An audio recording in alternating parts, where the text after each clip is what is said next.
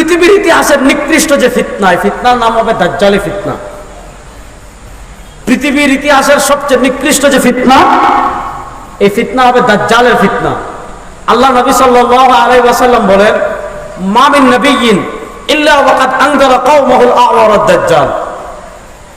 আল্লাহ দুনিয়াতে যত নবী পাঠিয়েছেন, আল্লাহ দুনিয়াতে যত রাসূল পাঠিয়েছেন, মা মিন নাবিয়্যিন, এমন কোন নবী নাই, এমন কোন রাসূল নাই, ইল্লা ওয়াকাদ আনযারা কওমাহুল আ'ওয়ার আদ-দাজ্জাল।